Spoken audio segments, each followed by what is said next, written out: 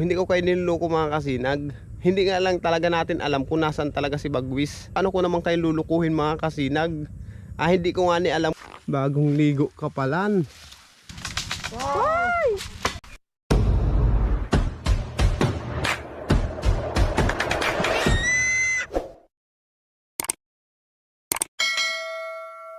Mga kasinag, good morning. Isang pinagpalang araw po sa ating lahat.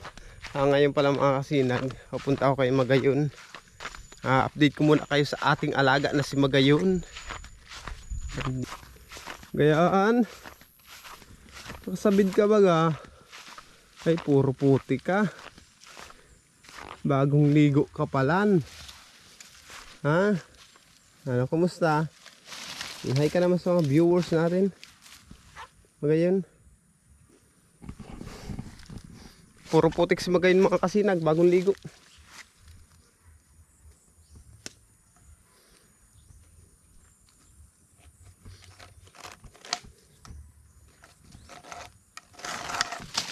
Ayan mga kasinag, dito lang natin itali si Magayon. Hayaan na muna natin yan dito makakain. Ayun o. Mga kasinag, iniwan ko na si Magayon dun. Kung maalala nyo, ito yung puno na istambayan ni Bagwis noon. Ngayon pala mga kasinag, may nagkukomment kasi na niloloko ko na daw ang mga viewers. Hindi ko daw baga sabihin ang totoo kung patay na o ano ba si Bagwis. At totoo lang mga kasinag, wala talaga nakakaalam kung patay o buhay pa si Bagwis. Pero sa pakiramdam ko mga kasinag, buhay pa siya. Kung makikita nyo sa vlog ko mga kasinag, puro na lang paghahanap kay Bagwis. Kasi nga may nagre-report sa akin. Di alang hindi ko naman puntahan yun. Kasi mga kasinag, nag-import sila na nagturo na may nakikitang ibon dun. Baka si Bagwis nandun. Kailangan mga kasinag, puntahan ko yun. Hindi ko naman pwedeng hindi puntahan yun. Kasi mga kasinag, napamahal naman talaga sa akin si Bagwis. Kaya pilit ko talaga siyang hinahanap. Gusto ko talaga makita si Bagwis. Ma-update ko lang kayo mga kasinag kung buhay pa ba siya o kung ano ba talaga. Basta mga kasinag, mag-antay-antay lang po tayo. Kasi marami naman nagre-report sa akin, naman nagsasabi. Nung nakaraan kasi mga kasinag, ilan na nagsabi sa amin na doon sa lugar doon, doon sa may resort, may nakikita talaga malaking ibon doon. Hindi lang daw nila matukoy kung si Bagwis nga. Kaya pinuntahan namin ni Kuya Melvin para maipasyal ko na rin kayo doon mga kasinag sa lugar namin dito sa Seruma. Ayun ang dahilan mga kasinag. Kasama nagko-comment pala dyan na nagsasabing patay na daw si Bagwis, bulok na daw si Bagwis. Hindi ko yan masasagot mga kasinag kasi nga po hindi ko alam. Wala nakakakita kay Bagwis kung nasaan man siya or kung patay na nga ba talaga siya. Sa nagko-comment din na niloloko ko na daw mga viewers, paano ko naman kayo lulukuhin mga kasinag? Hindi ko nga ni alam kung nasaan talaga si Bagwis. Ba't ko naman kayo lulukuhin? Hindi ko kayo niloloko mga kasinag. Hindi nga lang talaga natin alam kung nasaan talaga si Bagwis. Hindi natin alam kung buhay pa nga ba talaga siya o patay na. Kaya humihingi ako sa inyong pasensya mga kasinag. Sa mga basher dyan na kung wala namang ma-comment na maayos, wag na kayo mag-comment mga kasinag. Pero nagpapasalamat din ako kasi sa panonood nyo, natutulungan nyo ako. Kaya yan ang pasalamat ko sa inyo mga kasinag.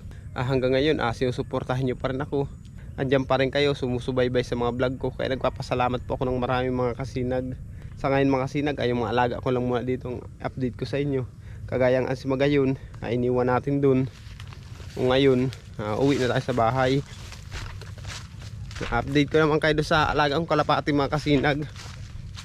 Kasi yung alagang kalapati malaki na. Ayan o. Chik chik chik chik chik chik. Chik chik chik chik. Ang ina niyan mga kasinag yan o yan chocobar na yan. Parehas silang chocobar. Tapos ito naman isa, parehas blue bar. Andito oh. Ayan naman yung isa oh. Ay.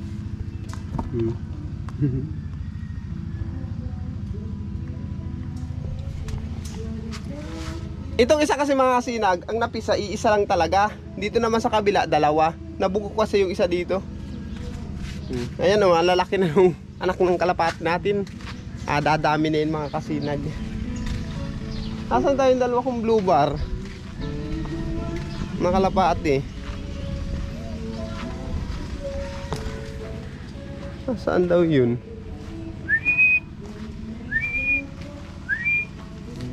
Yun, may dumating, may dumating.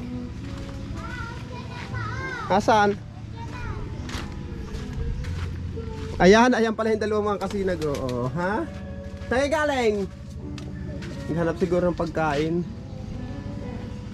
Hinanapan siguro ng pagkain yung anak. Ito naman si Pitoy. Pitoy! Pitoy! Ano, kumusta na Pitoy? Kumusta ang buhay-buhay Pitoy-Pitoy? Ha? Ano? Ano? Yan na lang ang maalaga ko dito mga kasinag. Si Pitoy, yung kalapati, yung kalabaw, tapos yung kambing. Ayan lang ang maalaga natin. Sa mga susunod, dadagdagan natin yan. Maalaga uli akong gansa.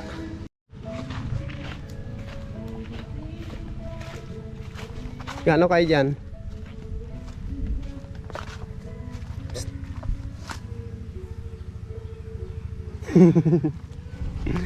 Dito kami nag-u-online mga kasinag. Kasi ang signal andito lang, sa area lang na ito. Ito naman yung tubo ng wifi ko mga kasinag. Oh. Ito oh. Ito na mga kasinag. Dito ko na kasi papalipat. Delikado mga kasinag pag masamang panahon. I-message sa namin yung gagawa ng wifi. Kaso wala pang reply kung kailan pupunta dito mga kasinag. Ayan, dito ko na ipakabit medyo malayo sa bahay para pag masamang panahon matumba man siya, hindi makadisgrasya.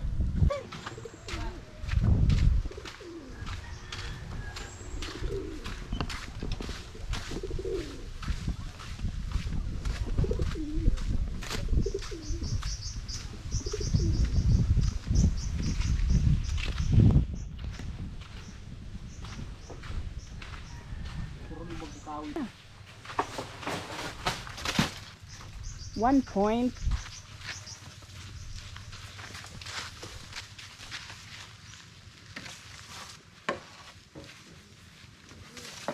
Two point ko tama. Dua ko tayo. Sabi 2 point. Payug man gayto. Oh, Meron pa? Uto papa oh. sa taas. Sa taas. Salit-salit naman yan. Kada kula uto. Sa taas. Yung ano, uto ko tao sa taas. Dahil mo ito abot. Uto. Uto. Ano?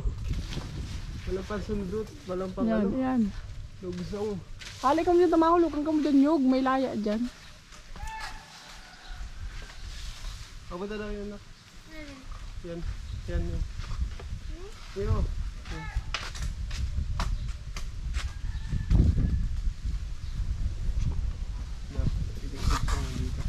Tapos nawalat.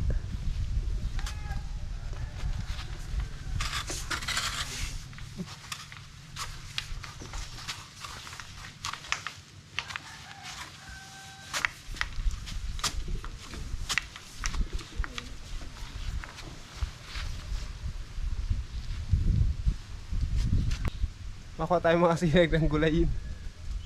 Magugulay tayo ngayon ng dalong yan. Ugob kung tawagin dito sa Bicol.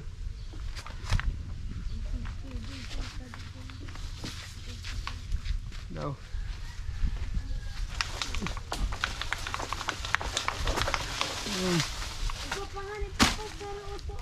Tama na yan. Okay na yan? Iyo uto.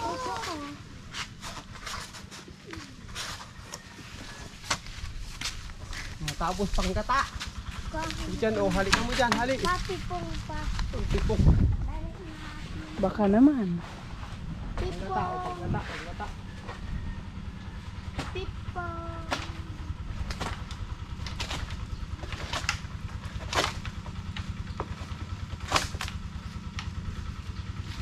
Bakit tarahugon mo? Uy, bali din. Nabari ang arin. Awin ni Pai. Kipay yan. Iyo. Oo. Malutong na. Dahil ba pagpiritan pa kumawalat ang... Oh, pangkatak na lang. Wow! Ay! Hmm. Mapanglit yan si Papa. Matatapo na.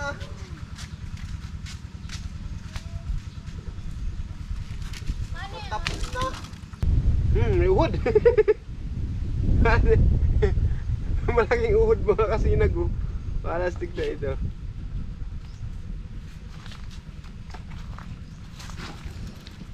Ito kaya yung masarap na gulay. Tagal na kaya kami hindi nakakapagulay ng dalong yan. Natanaw ko kanina na meron palang bunga.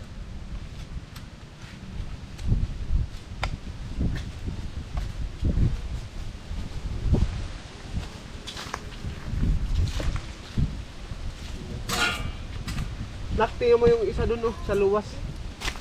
Tingnan mo daw dun.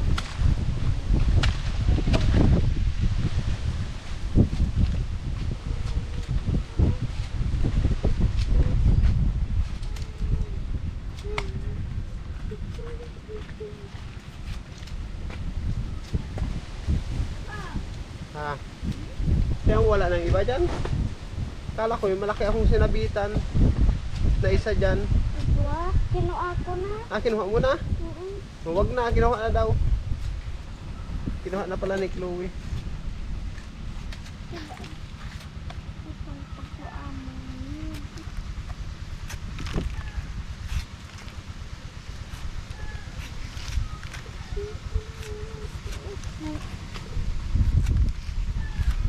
Maya maya kasi mga kasinag, pakatanghalian namin, pupunta ako ng si Roma. Gawa ng pupunta daw mga kasinag doon yung kuko ng rip namin na nasira. Kailangan kasi i-pull out sa pupuntang Naga yung rip namin mga kasinag kasi nga tawag nito, wala daw preyon. Sako pa naman ng warranty yun. May sabihin pala ako sa inyo mga kasinag, tungkol dun kay Ate Arian. Kasi pala mga kasinag, magki-clearance yung anak ni Ate Arian. Lahat daw ng lab test mga kasinag gagawin sa Sorsogon. Hindi ko lang matukoy o ma-sure na kung bukas na talaga yung biyahe nila mga kasinag papunta sa Sorsogon. Ngayon mga kasinag, yung gagawin doon sa bata na yun, libre po lahat yun. Salamat pala sa tumulong na foundation doon sa anak ni Ate Arian. Maoperahan ng mga kasinag. Ang gagawin lang, ilalabtis muna yung bata tapos i-condition para maoperahan. Doon na daw gagawin sa Sorsogon mga kasinag, doon sa ospital kung saan siya uoperahan. Kasi maraming pag-test ang gagawin doon sa bata mga kasinag. Kailangan kasi na nasa kondisyon yung bata bago operahan. Ang hindi lang pala sagot ng mga kasinag, ng foundation, yung pang araw-araw nilang gastusin doon. Kaya papadalhan natin si Ate Arian ng cash mga kasinag na babawasin natin doon sa sa sponsor. Tapos yung sa bahay ni Ate Arian mga kasinag, kung hindi magtrabaho ang kanyang mga kagrupo, stop mo natin mga kasinag or hahanap na lang tayo ng pwedeng magpanday na mababayaran. Kasi hindi ko na maasikaso mga kasinag kasi may ginagawa din ako. Hirap naman akong pandayin nyo na ako lang. Kaya hahanap na lang tayo mga kasinag ng babayaran. Kasi may pira pa naman si Ate Arian dito sa akin na nasa 18,000. Nandun kasi sa loob yung lista mga kasinag. Nasa 18,000 yung yung natitira pa dito sa akin. Hindi ko pa nababayaran yung kahoy na pinakorte ko na gagamitin doon sa kusina ni Ate Arian at doon sa CR. Hindi ko pa nabayaran yung kahoy at hindi pa rin ako nakakabili ng pawid na ibububong doon sa kusina nila. Kaya babadgetin namin mga kasinag yung natitira na pera dito. Babadgetin namin. Hindi na libre mga kasinag ang sasakyan nila Ate Arian. Ang service nila papunta ng Sorsogon, maobliga sila bukas mamasahe. Kaya bibigyan natin sila Ate Arian pamasahe, tapos pang allowance sila dun. Kung bukas na ba yung biyahe nila, hindi na sila babalik yata sila mga kasinag pagkatapos ng operasyon. Kaya matatagalan sila dun talaga mga kasinag. Kaya ang dasal ko lang, ipanalangin natin mga kasinag na malampas ng bata ang operasyon. Kaya ipag-pray natin mga kasinag na maging okay yung bata. Ayun lang ang hinahangad ko sa ngayon. Kahit yung bahay ni Ate Arian hindi na muna ganong matapos kasi nabubunga naman na dingdingan na. Ang mahalaga ngayon, ang importante mga kasinag, yung bata. Unahin muna natin yung bata. Sa mga susunod ko lang kaya update do sa bahay ni Ate Arian. Yun lang muna ang update ko sa inyo mga kasinag tungkol kay Ate Arian at do sa anak niya. Sa lahat ng ating mga viewers, subscribers, maraming salamat po. Kasi hanggang ngayon mga kasinag, nakasuporta pa rin kayo. Yung ating gulay may damage. Yung ating ugob wala na baga. Ay, pwede pa daw to. Ay, may damage. Tatlo lang yung nakuha natin. Tatlo lang yung nakuha namin mga kasinag. Nabali pa na yung kawit.